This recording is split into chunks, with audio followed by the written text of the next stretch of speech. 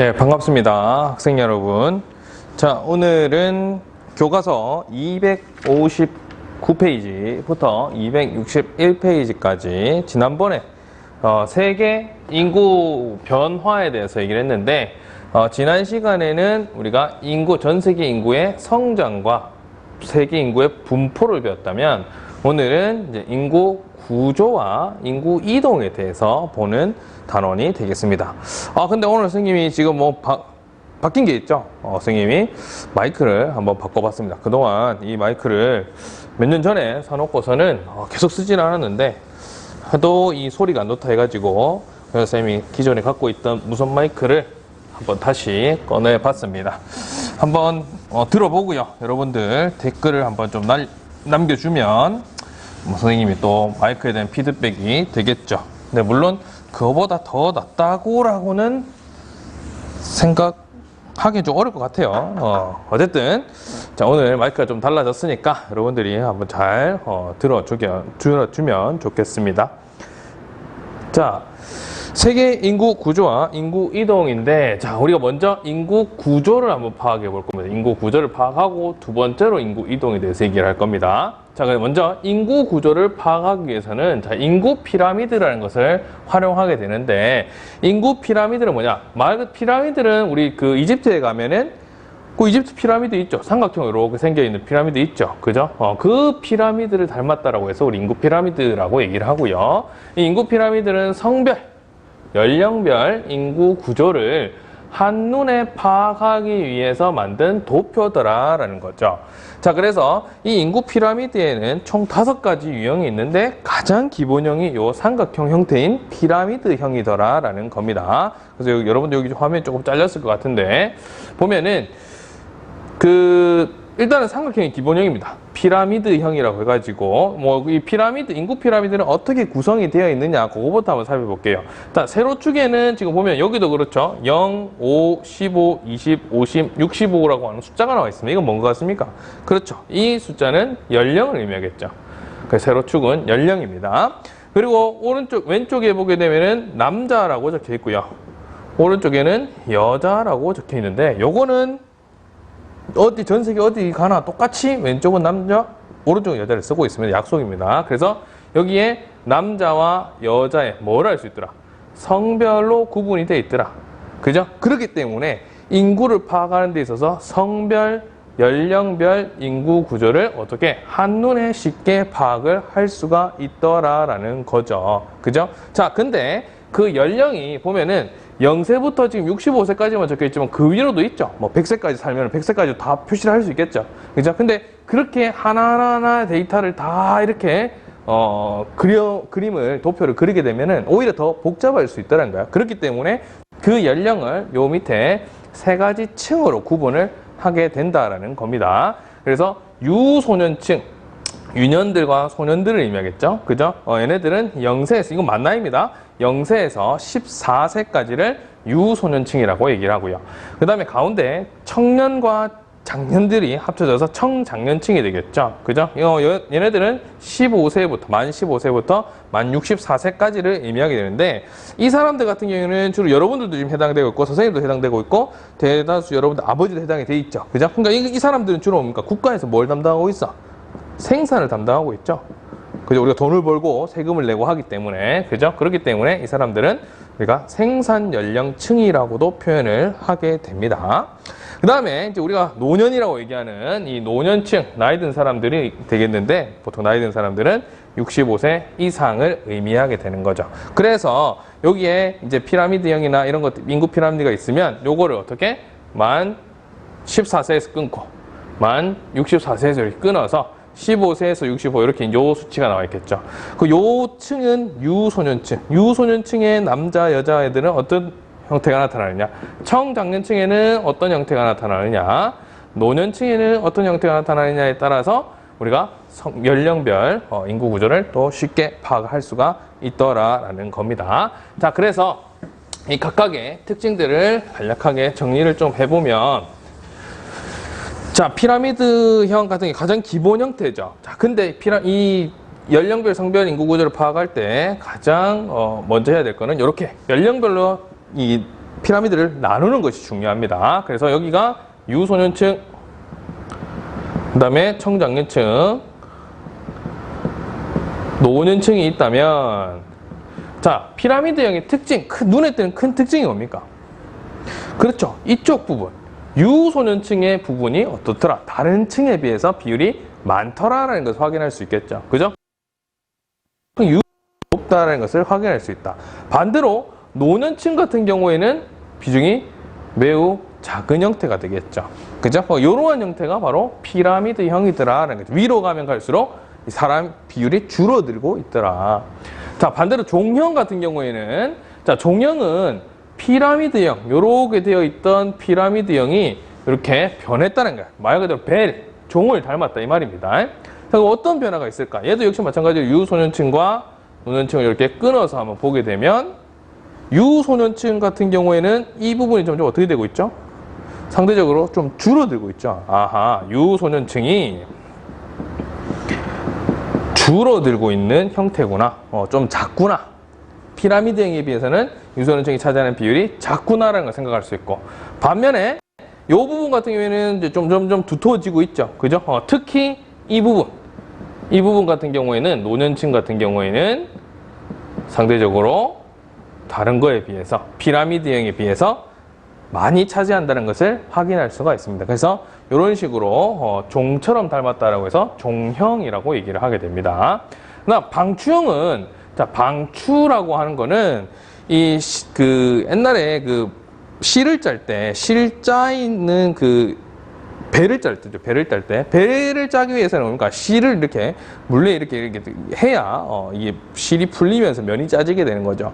그 실이 감겨져 있는 요런 짝대기가 있으면 실이 이렇게 막 감겨져 있겠죠. 그 감겨져 있는 그거를 우리는 방추라고 얘기합니다. 근데 그 방추가 보면은 보통 이렇게 배가 좀 볼록하게 이렇게 나와 있어. 쌤이 사진 자료가 있으면 여기 첨부를 좀 해주겠습니다.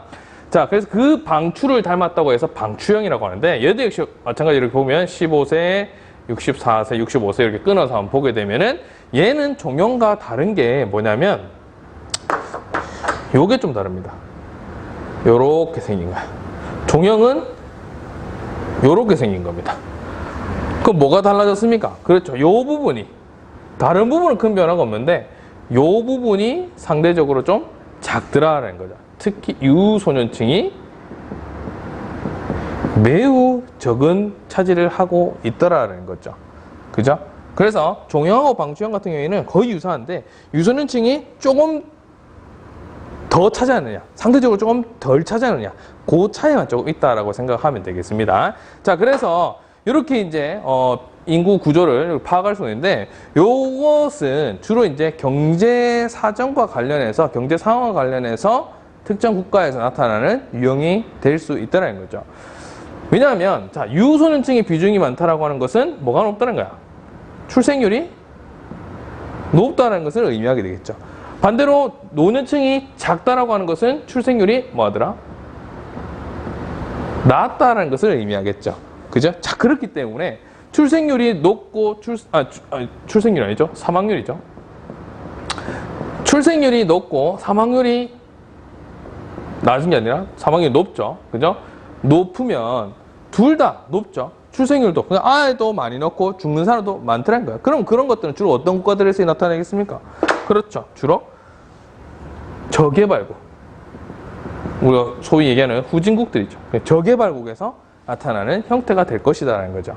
반면에 이 종형 같은 경우에는, 자, 유소년층의 비중이 상대로 적다는 거예요. 그러면 왜 적어? 출생률이 뭐하기 때문에, 출생률이 낮기 때문에 유소년층의 비중이 적겠죠. 반대로 노년층이 많다라고 하는 것은 사망률이 뭐하더라? 사망률도 역시 낮더라는 거야. 출생률도 낮고 사망률도 낮기 때문에 이런 현상이 발생하겠죠. 그죠? 자, 그래서 이러한 것들은 주로 어디에서 나타나더라? 출생률도 낮고 사망률도 낮은 선진국에서 주로 나타나게 된다는 겁니다. 자, 근데 이 방추형 같은 경우에는, 자, 종형과 거의 유사한데 뭐해서? 유소년층 부분에서만 매우 적죠. 유소년층이 매우 적다라고 하는 것은 출생률도 뭐하더라?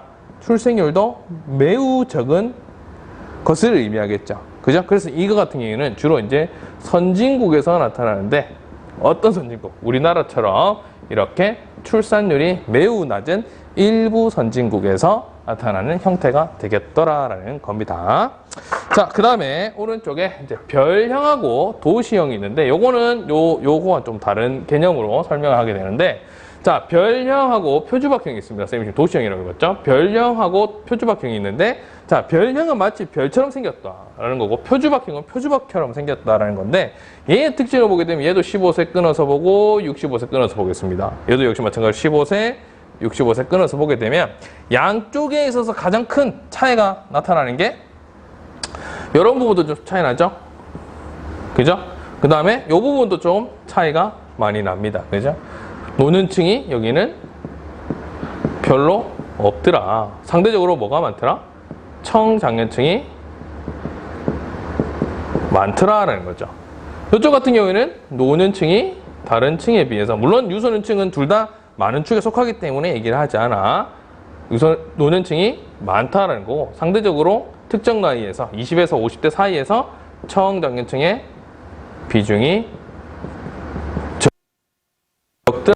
그러니까 보니까, 자, 이거는 청장년층이, 노년층은 적고 청장년층이 많다라고 하는 것은 주로 어디에서 볼 수 있더라? 주로 도시에서 볼 수 있는 형태더라. 왜? 도시에는 뭐가 있으니까? 공장도 있고 많은 서비스가 발달하기 때문에 일자리가 많다는 거죠. 그러니까 일자리가 많으니까 사람들이 많이, 젊은 사람, 일할 수 있는 젊은 사람들이 많이 모일 수 있다는 거죠.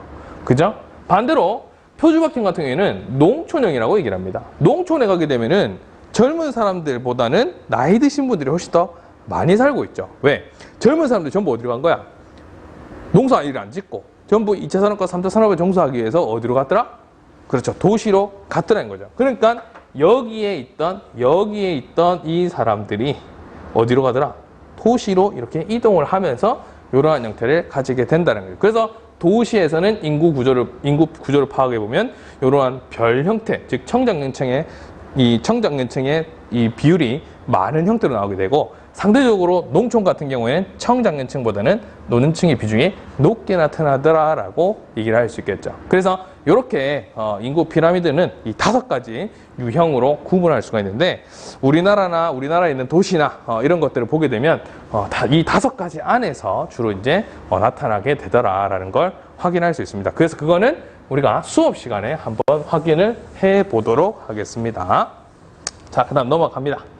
자, 근데 이제 인구 단원에서는 이 문제를 풀다 보면은 여러분들 듣지 못한 단어들이 조금씩 등장을 하게 되는데, 거기에서 이제 조금 잘 나오는 거, 부양비에 대한 얘기를 쌤이 하려고 지금 갖고 왔습니다. 그래서 요거는 여러분들이 기본적으로 알고 있다라고 중학교 때 배워왔다라고 가정을 하고 학교에서 수업을 많이 하는데, 물어보니까 다들 기억을 잘 못하더라고. 자, 한번 보게 되면, 자, 부양비라는 거예요. 부양하는 비중이라는 얘기죠. 그죠? 유소년 부양비는, 자, 유소년, 어린아이들이죠. 어린아이들은 부양을 받아야 되지. 누구에 의해서? 그죠? 돈 버는 사람들에 의해서. 그죠? 돈 버는 사람은 누구다? 청장년층이더라는 거야. 그 유소년층은 부양받아야 될 사람들이죠. 그래서 유소년층 인구를 청장년층 인구로 나누게 돼서 그걸 곱하기 100 하면은 유소년 인구 부양비가 나타나게 됩니다. 그죠? 그러면 청장년층은 적은데 유소년층이 많으면 부양비가 높게 나타나겠죠. 노년인구 부양비는 말 그대로 노년도 역시 부양을 받아야 되는 사람이죠. 누구에 의해서? 청장년층에 의해서. 그래서 노년층 인구를 청장년층 인구 나눈 곱하기 100을 하게 되면 노년인구 부양비가 나타나게 됩니다. 역시 노년층 인구가 많으면 청장년층 인구가 적었을 때는 인구 부양비가, 노년 부양비가 늘어나게 되겠죠. 그죠? 자, 그 다음에 총 인구 부양비가 있습니다. 총 인구 부양비는 총인구, 인구 부양을 받아야 되는 사람은 유소년하고 노년 다 인구 부양을 받아야 되죠. 누구에 의해서? 청장년층에 의해서. 그래서 두 개 합한 거를 청장년층을 나눠서 곱하기 100을 하면 총 인구 부양비가 되는데, 요거는 요렇게 보면은 유소년 인구 부양비가 되죠. 맞니? 그 다음에 요거를 요렇게 보면은 요거는 노년 인구 부양비가 되죠. 이거를 전부 뭐 했더라? 더했더라. 그래서 총 인구 부양비라는 것은 이거 두 개를 더하면 총 인구 부양비가 나타나게 된다라는 겁니다. 알겠죠? 그렇다면 자, 여기 앞으로 좀 돌아가서 요러한 피라미드형이 나타나는 대 같은 경우에는 노년부양비, 유소년부양비가 어떻겠습니까? 유소년부양비가 잘라보면, 그죠? 유소년층이 청장년층에 비해서 높은 편이더라. 그럼 유소년부양비가 많아지겠죠. 그죠? 반대로, 이 종형이라든지 방추형 쪽으로 가게 되면은, 그죠? 유소년부양비는 상대적으로 좀 적은 편이겠죠. 그죠? 반면에 이 노년부양비 같은 경우에는 높게 나타날 수도 있겠다라는 거죠. 그죠? 자, 그 다음에 또 사망률, 학교 출산율, 노령화 지수 뭐 이런 것들도 나오고 중위연령 이런 표현도 있는데, 자, 사망률, 출생률 일정 기간에 사망자 또는 출생률은 출생자가 되겠죠. 수가 인구에서 차지하는 비율을 사망률이다라고 얘기를 하면, 또는 출생률이다라고 얘기를 하는 거고요. 그 다음에 학계 출산율이라는 것이 있습니다. 가임 여성, 임신이 가능한 여성이라는 거죠. 보통은 15세에서 49세를 보고 있는데 평생 동안 놓는 자녀의 수를 우리는 합계 출산율이다라고 얘기하는데, 우리 책에 보게 되면 259쪽에 보게 되면은 대륙별 연평균 합계 출산율이 나와 있습니다. 그러면 이 자료는 가임 여성 15세에서 49세의 평생 동안 낳는 평균 자녀의 수를 얘기하는구나라는 것을 여러분들이 알고 있어야 된다는 얘기야. 그래서 1970년대와 2010년대에 비교를 해놨는데 아프리카 같은 경우에 6.6명에서 4.6명으로 줄었죠. 그죠? 다 줄었습니다. 그죠? 다 줄었는데 유럽이라든지 앵글로 아메리카라든지 오세아니아 같은 이런 나라들은 차이가 크지 않죠. 그죠? 원래 낮은 축에 속하는데 조금 더 낮아졌다라는 의미를 갖고 있습니다. 그죠? 이걸 봤을 때, 이 아프리카와 아시아와 같은 이런 이제 개발도상국들은 출생률이 여전히 높구나. 줄었음에도 불구하고 여전히 높은 상태를 두고 있구나. 반대로 유럽과 앵글로 아메리카와 오세아니아 같은 이런 선진국들이 많이 있는 대륙들 같은 경우에는 원래 낮았는데 그보다 조금 더 낮아졌지만 큰 변화는 다른 이 아프리카나 아시아에 비하면 큰 변화는 없구나라는 것을 확인할 수 있다라는 겁니다. 그죠? 자, 그 다음에 이제 노령화 지수라는 것이 있습니다. 노령화 지수. 우리가 지수라고 하는 거는 여러분들이 추세, 추이라고 해석을 하면 됩니다. 노령화 추세, 경향, 어떠느냐 이 말이죠. 노령화 정도를 나타내는 지표인데 요거는 뭘 가지고 계산하느냐?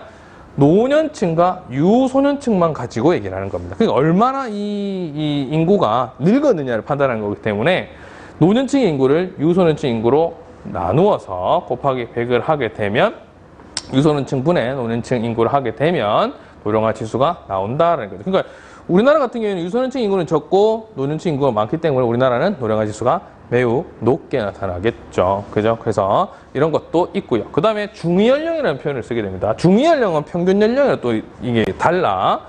총 인구에서 연령순으로 나열할 때 정중앙에 있는 사람에 해당하는 연령. 그러니까 총 인구가 5천만 명인데 0세부터 00000001111112222 이래가 쭉 5천만 명을 이렇게 세워보더라는 거죠.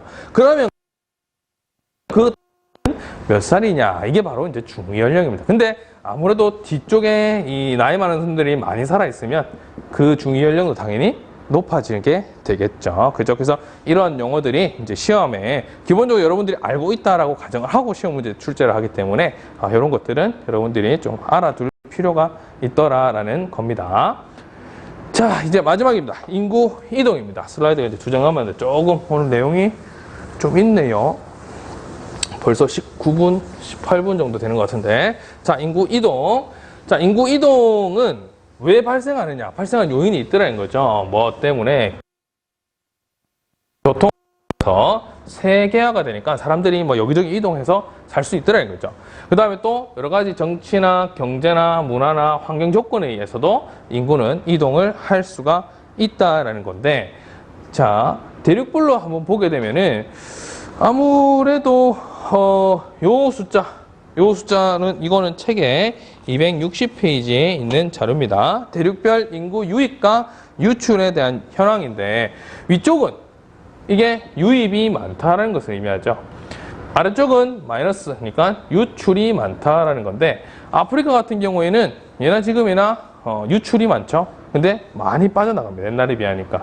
아시아는 옛날에 1950년대만 하더라도 조금 증가했는데 지금은 엄청나게 많이 빠지는 것을 확인할 수 있더라.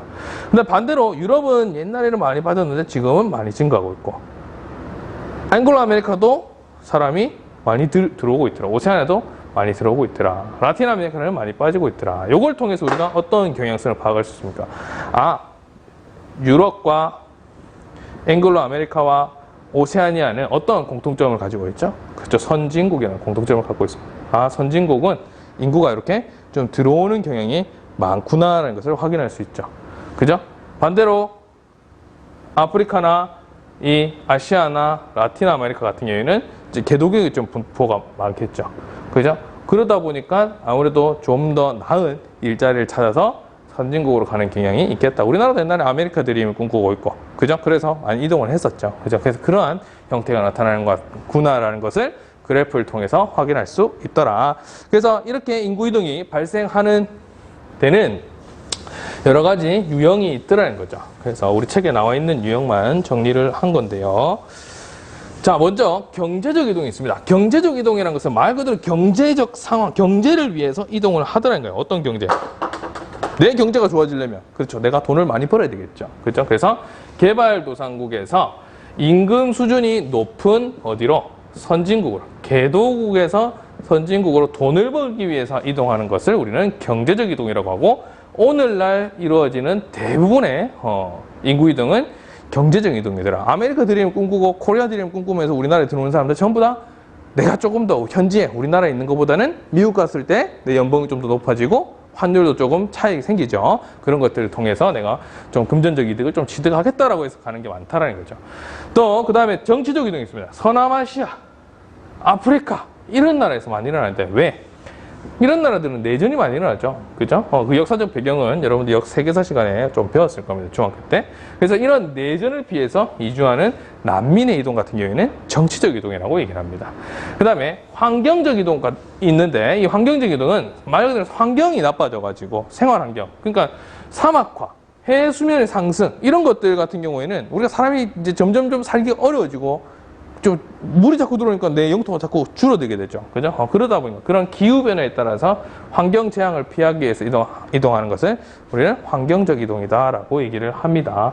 그래서 우리 교과서에 260페이지에 그 중간에 지도가 하나 있는데 이 지도에 보면은 자, 빨간색 선은 정치적 이동을 의미하고요.